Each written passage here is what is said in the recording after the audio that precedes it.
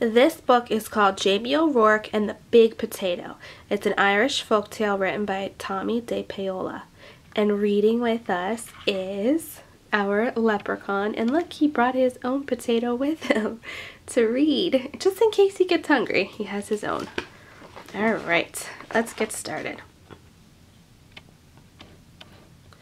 Jamie O'Rourke was the laziest man in all of Ireland. He would do anything to avoid working, especially if it had to do with growing potatoes. Jamie O'Rourke, his wife Eileen, would say, "We'll have nothing to eat this winter if you don't go out and dig up the praties." "Oh, the saints preserve us," Jamie would whine. "Me back's as sore as can be. Sure as I'm telling you, wife, you'll have to dig them up yourself. I'll break in two if I so much as get up out of this bed." Well, he's being very lazy. So Eileen, who had done all the planting and the watering and the weeding anyhow, would go out to the tiny garden and dig up the smallest potatoes in Ireland, all because Jamie was too lazy to dig a larger garden and had no money to buy good potato seed. See her tiny little potatoes? Right there. Then poor Eileen wrenched her back and was laid up in bed. Oh no. Why it's the first time she's ever had rest since she married Jamie O'Rourke. All the town's ladies were talking about it. With Eileen in bed, Jamie began to worry. No Eileen to dig meant no praties all winter, and no praties meant no food. "Oh, poor me," wailed Jamie. "I'll starve to death. I better go to church and confess to Father O'Malley. There's no telling how soon Old Death will be knocking on me door." So even though it was midnight, Jamie set out for the church. He was about halfway down the hill when he heard singing and tap, tap, tapping sound. What does that tap, tap, tapping sound usually mean? Oh, I think it means a leprechaun is nearby. Let's see. Oh! "Sure, and I wouldn't be knowin'," Jamie whispered, "but I swear it's a leprechaun."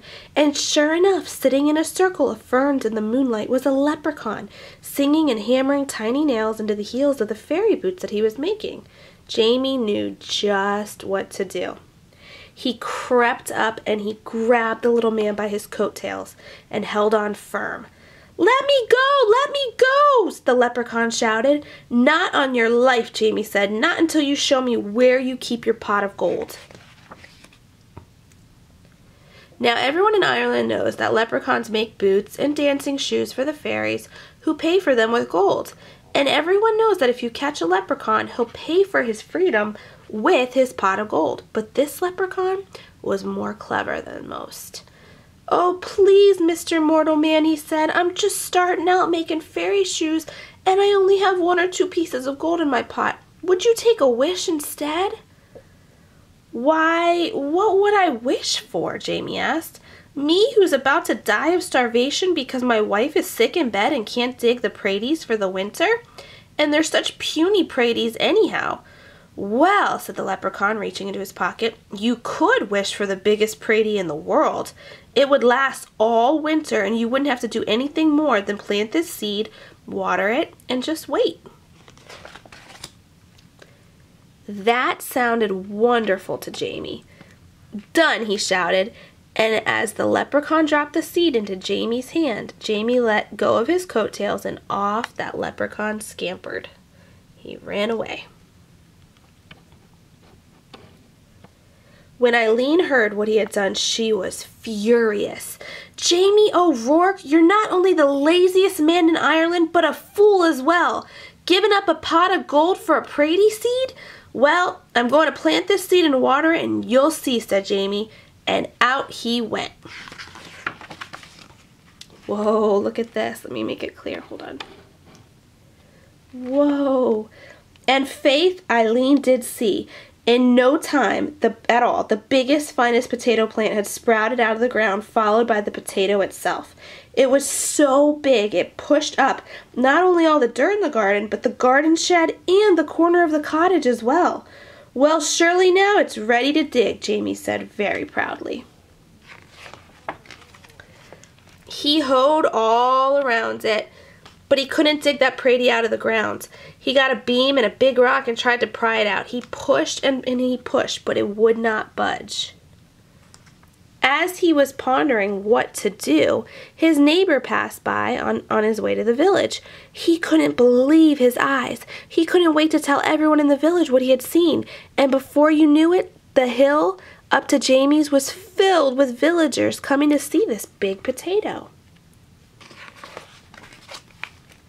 Where did it come from, they asked. Jamie told them about the lucky night he had caught the leprechaun and how smart he had been. Why, anyone could have gotten a pot of gold, he bragged, but the biggest Prady in the world, well, that took some doing. However did you outsmart a leprechaun, they all asked at once. Jamie hesitated and scratched his head. Well, we'll help you dig up your Prady, Jamie, if you tell us how you did it. And they grabbed shovels and hoes and started to dig. They dug and they pushed and they shoved until the potato flew up out of its hole. It rolled down the hill faster and faster until it reached the bottom, where it bounced up high and came to a stop wedged between the stone walls on either side of the road. Uh-oh. What to do now? Oh no, what do they do? That Prady is so big that no one, no cart, nothing can get by it, the constable complained to Father O'Malley.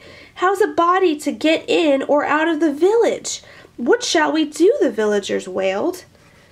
Then they all looked at Jamie and said, it's your Prady. You'll have to move it out of our way. Well, Eileen spoke up, there's more than enough Prady for everyone. Why don't you all take some? Oh, that was nice of her. So the villagers they sawed and chopped and carted off huge pieces of potato while Jamie sat on the stone wall and watched. Now, is he being lazy again? Look, everyone's working so hard, taking their pieces of potato. All winter long, everyone had potato to eat and eat and eat and eat until no one wanted to see or hear of potato again. Look, they started off happy and then they're like, oh, more potatoes. And look, see, everyone's starting off happy and then they have to keep eating more and more potatoes. They're sick of potatoes. In the spring, Jamie said, I saved a potato eye for a seed and it's just about time to plant it. Oh no, the villagers all cried. If you promise not to plant it, Jamie, we'll promise before St. Patrick and all the saints to see that you and Eileen always have plenty to cook and eat. We don't want another giant Prady around here. Jamie smiled and agreed. What a perfect life for a lazy man. And so you see, darling Eileen, Jamie told her, I wasn't such a fool with that leprechaun after all, and Eileen had to admit that Jamie O'Rourke was right. And there's the leprechaun, sitting with all his gold. So the leprechaun did good. He got to keep all his gold. And Jamie, being the lazy man that he was, has everything done for him. Still, he figured out a way. What a little stinker. That was a funny book. I hope you liked it. I think our leprechaun's going to go eat his potato now. Look how big this thing is. It's growing little stems off. Look at that. All right, we'll give it back to the leprechaun. All right, well, thank you so much for reading with us. Come back and read soon. Hope you liked it. Bye.